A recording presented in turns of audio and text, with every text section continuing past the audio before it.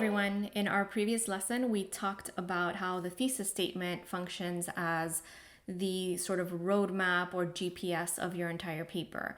So once you set up that roadmap, you got to follow it. And that's where the topic sentences come in.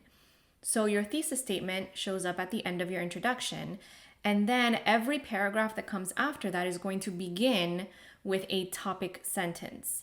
The thesis statement provided the basic roadmap, the main idea, the main argument, and now you're going to split that up into multiple categories that will become your body paragraphs. And each of those categories needs to be introduced in the first sentence for that body paragraph. So you could think of your thesis as kind of like the mother sentence of your paper and the topic sentences as its children. They share genetics, but they are their own thing.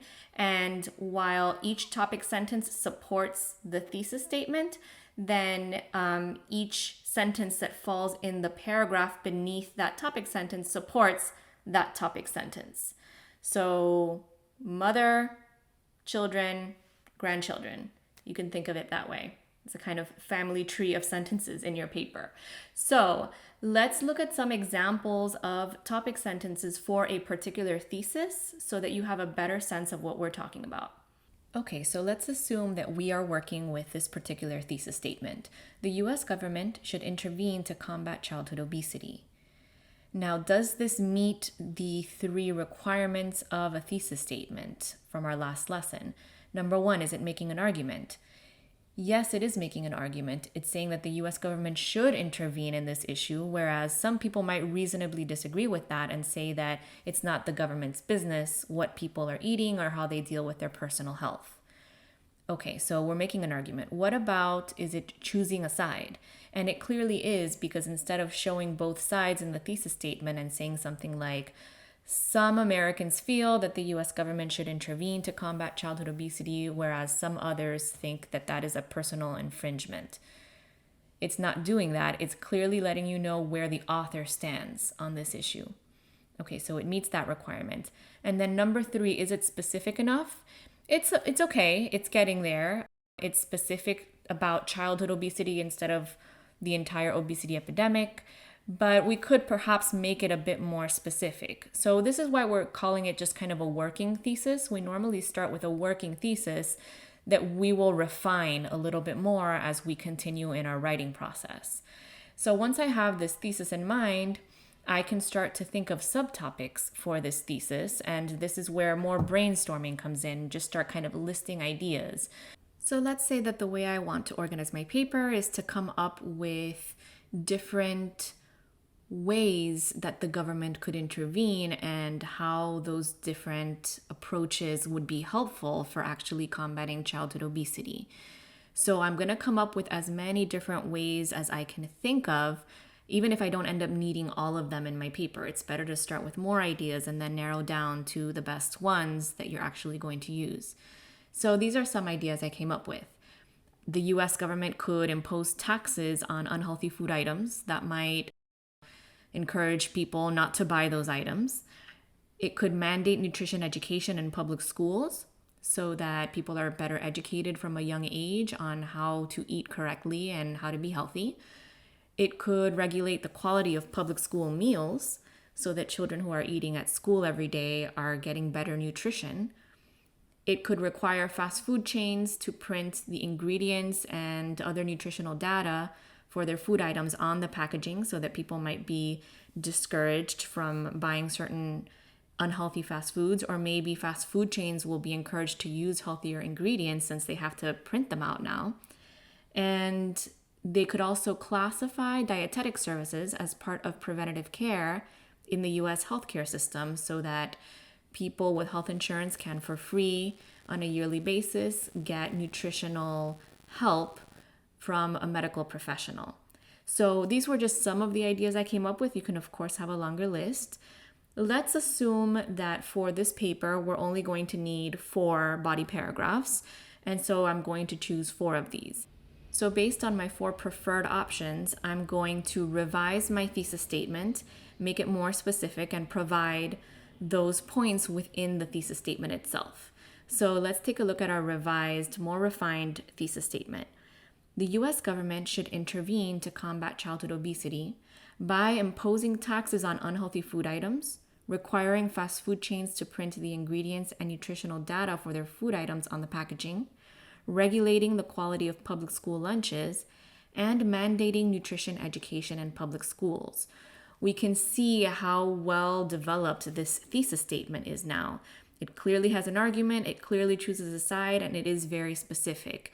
And it also clearly provides a roadmap to the reader, and they're going to be able to follow your paper very well if you follow up with 4 topic sentences that match the 4 points that you listed in this thesis statement. Now, this example thesis statement has 4 points listed because this is a paper that will have 4 body paragraphs. But if you're writing a paper that will have 3 body paragraphs or that will have 5 body paragraphs, then you would adapt the number of points in your thesis statement accordingly. Finally, we can have a look at our topic sentences. The process now is actually pretty easy because since we've structured our thesis in such a way as to provide a list of the upcoming subtopics, then it's just a matter of repeating those subtopics in separate sentences in the same order that we see it in the thesis statement. So the first one that I included in the thesis statement was the idea of imposing taxes on unhealthy food items. So now let's just write a sentence introducing that point. For starters, the US government can impose taxes on unhealthy food items to help reduce obesity rates. So that's pretty straightforward, right? Now we just continue to do that with all of the other points that we listed, again in the same order that you've shown them in the thesis statement. So let's look at topic sentence number 2. Another measure that the US government can take is to require fast food chains to print the ingredients and nutritional data for their food items on the packaging. That was the second one. Third one, furthermore, the government should regulate the quality of public school meals. And then fourth topic sentence, lastly, the federal government can mandate nutrition education in public schools. So again, pretty straightforward. What these sentences do, since they show up as the first sentence of each of the paragraphs that are coming up, they very clearly let the reader know what that paragraph is going to focus on. So when I read, let's say, number 3, furthermore, the government should regulate the quality of public school meals, your reader understands that the entire paragraph is going to talk about the importance of regulating public school meals. Your paragraph won't deviate from that point. It'll start to provide further details on that subtopic. So making sure that everything remains this organized really helps to guide your reader along so that they really get the depth and the quality of your points because they don't get lost in your paper and forget what the main point was in the first place.